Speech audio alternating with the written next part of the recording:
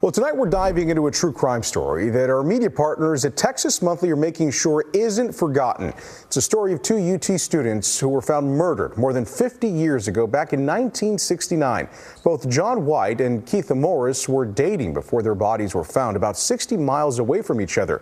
Texas Monthly is highlighting the case, and Stephen Harrigan, who wrote this article, has a special connection to this story. He is joining us for tonight's discussion. Stephen, thanks so much for taking a couple minutes to chat a little bit about this. This is a case that you say you nearly forgot about until one of John White's sisters contacted you directly.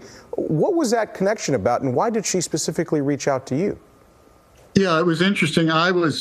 She and I and John White, who I knew very casually and met only once, all grew up in the same neighborhood in Corpus Christi. And Margaret Ellison, John's sister, had read something I had read in Texas Monthly, in which I mentioned that neighborhood and growing up there. And she contacted me to ask if I would be interested in writing about her brother's death, which happened in 1969, a long, long time ago, but which is still reverberated throughout, her life and her family's life and the lives of Keitha Morris's family as well. 50 years ago, 5 decades, that's a long, long time. And I know that you said you met him casually, but you sort of knew John over at UT Austin. What do you remember about him 50 years later? It was a striking memory to me when Margaret asked me, "Did you know my brother John White?" I immediately remembered how I had met him one day in this kind of like dead end, go nowhere kind of place, crash pad where I lived. And he showed up with some friends, and he was a very strikingly gregarious, ambitious, interesting guy. And it was only a few weeks after that I'd heard he'd been killed. But for the last, 50 something years, I've remembered that meeting, and not just because not just because he had died, but because he had made such a strong impression on me. And Keitha Morris, who was also killed that day or that night, had made a deep impression on everyone who met her as well. Yeah, it sounds like two people who, as we mentioned, they're never going to be forgotten, even 50 years later. Tell me a little bit about what you learned about them, both John and Keitha, while you were writing about these murders. I'm sure this took you down sort of a rabbit hole of sorts. A rabbit hole, a memory lane, because it was so long ago and it was such a different world, 1969. But what kept surfacing was how remarkable these two people were. John was one of the youngest members ever to join the Peace Corps. He was I think 18 or 19 when he joined the Peace Corps. He was one of the people who brought surfing to Texas, a real pioneer who helped create that whole world. I mean, if you go to a surfing museum or reading a surfing magazine about Texas, you'll encounter his name. And Keitha was just as ambitious, just as interesting. Grew up in White Deer, up in the Texas Panhandle. Had aspirations to be an actress. Everyone who met her was impressed by her, and as a warm and really outgoing person, very beautiful, very, just the sort of person you just were magnetically drawn to. Both these people had a real future in front of them, and that's the horror of this story, is that future was cut short so early. Yeah, and you also spent some time learning about the man who made a confession to police. What questions do you still have for him, you think?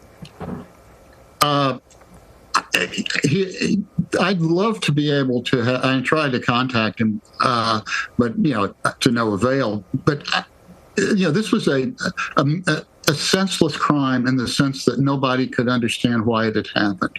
John was killed at Bull Creek, in this area in Austin. Keitha was abducted and killed later at Inks Lake, and nobody can understand what the motive was. There was clearly a mental illness played a part in this. And I suppose, the unanswered question for me is, what would this person who killed them, looking back now in his 70s, what would he understand of that crime? What would he understand of his own motivation? And it's it's an unanswered question at the heart of this story. And I'm not sure if it were answered, it would bring anybody any comfort. But clearly there was a sense of something gone wrong. That's the title of the story. The murderer said something went wrong, and nobody has ever been able to understand exactly what.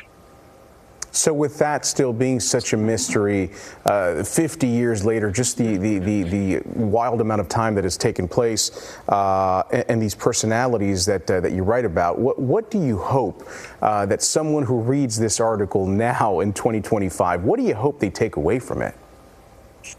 Well, I think mostly I hope that they understand and can get an impression of these two people who, had both of them, I think, in their own ways, would have changed the world a little bit, or maybe a lot. And, they need to be remembered. And I think another thing that needs to be remembered with any crime is the echoing effects of it down the generations. We're now in the third generation of people who were affected by John and Keith's murders, and their families and their friends.